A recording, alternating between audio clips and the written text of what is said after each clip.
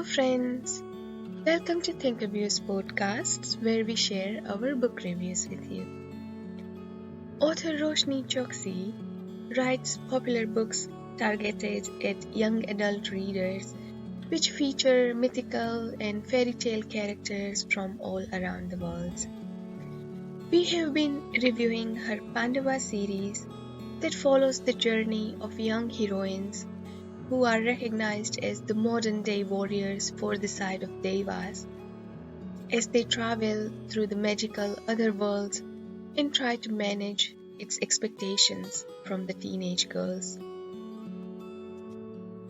You can find the reviews for first 3 books of this series at thinkerviews.com or here at ThinkerViews podcasts.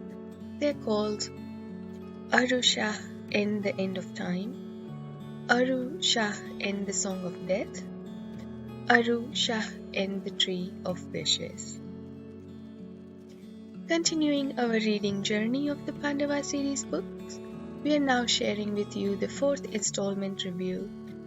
The book is called Aru Shah and the City of Gold. Let us take a look at the cover page of the paperback version that we read. Created in the color prominent themes of yellow, to probably remind us of the city of gold, the cover page is fun-filled and energetic at first glance. We can see Aru holding her Vajra and traveling through a mystical doorway. The tagline, "A new star is born," is also visible. Although this is an attractive cover page, when we looked at the latest Kindle edition of the book, we see an even better version there, where the palace of Kuber is shown in the background, once again with golden hues. There is a 10-headed Ravan fighting 3 teenage girls, each holding their own weapon. The Kindle edition cover page is probably a lot more attractive for new readers and browsers who are looking for their new read.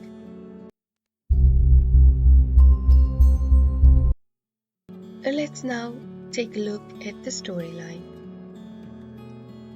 Aru made a wish and then threw herself at the sleeper at the end of their battle in the last book. And she woke up to find that she had a new sister, Kara, who has been acknowledged by the sleeper as his daughter.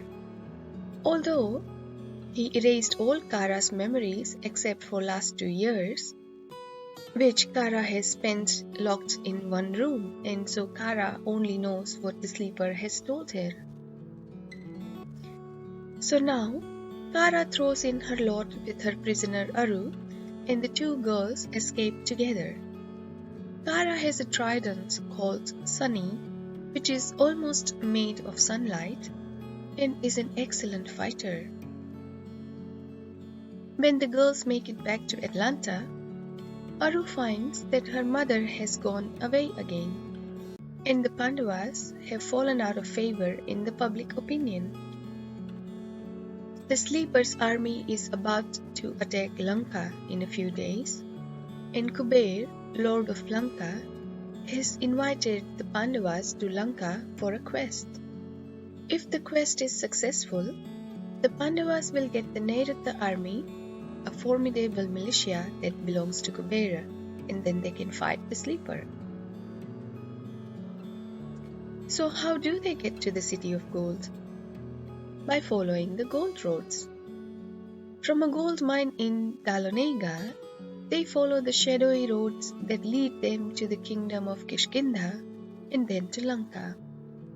Here, they fight a version of Ravan, and they find that Kuber has planned 3 quests for them.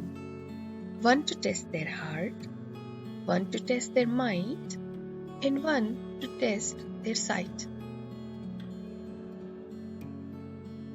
And at the end of this quest, the battle awaits. While it looks like the Pandavas are holding their ground, they find that there is a trap waiting for them. They lose Subala in the battle, and although the loss is great, they are popular again with the public as they are seen to be winning. The Pandavas are sent back to their homes to pick up the threads of their normal lives, but the war is far from over. Aru's 15th birthday party brings her mother back, but she loses a sister on the same day. How will they carry on now? Let's now share our views and reviews on the book. This book is written in the same style and humorous prose that has entertained the readers in the first 3 books. The new adventure also comes with a tight timeline and some new characters, so that now we have almost everyone.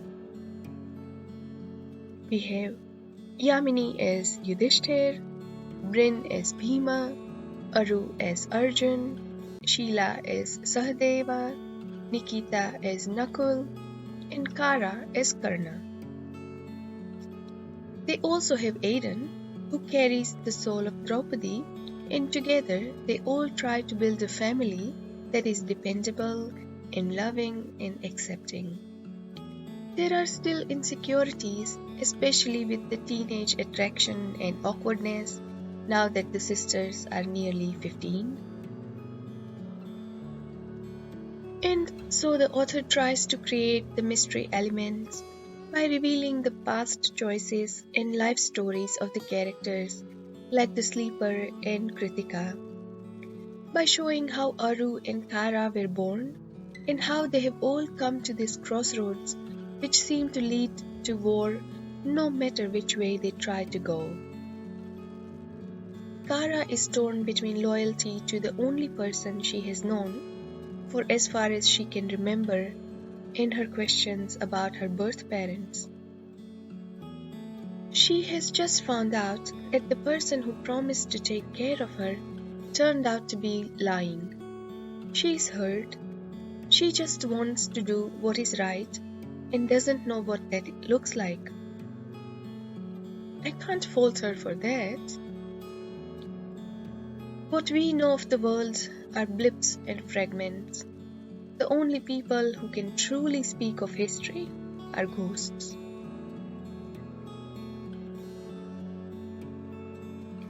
There is a very Hunger Games-like setup in Kuber's Lanka when the Pandavas find that their battle has been displayed in an auditorium. And there are a lot of other popular culture references, including the ever-present Lord of the Rings. The author keeps creating light moments in midst of all the questing and chases, while also weaving morality and good messages. To find out whether you would choose to see beyond the forms that others show you, or whether superiority would blind you to another's godhood. Just because you can't have the life you wanted, you shouldn't give up and fade out of existence. It is clearer with every passing day and every adventure that the path of the Pandavas is not as straightforward as they had initially thought. The more they travel, the more they find that their right and wrongs are changing. They understand now that every battle they fight is going to lead to huge losses. And so, towards the end of this book, the girls decide to fight for no one else, but just themselves, to protect what they have found together. War always destroys. That is the nature of it. Should you try to destroy someone, you must acknowledge that in doing so, you are also destroying yourself. If you fight with poison in your heart, you will lose sight of what you are fighting for.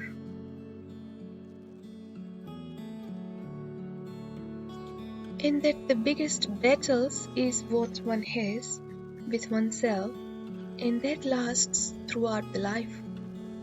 Hence we need to forgive not only others, but also ourselves at the times. A golden army might be precious, but a second chance with someone she loved, that was priceless. Hope was the thing with feathers. It lifted the part of her that had been stomped in the dirt. Hope made her look out the window to the sun rising higher in the sky. Hope might be all that they had left, but it was something she needed to cling to, because it meant that even though things were awful, they were far from over.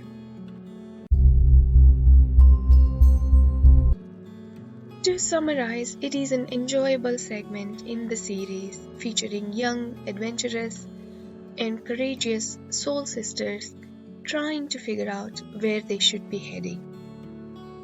ThinkerViews rating for the series is at around 7.5 stars out of 10, and we are looking forward to reading the next installment of the series.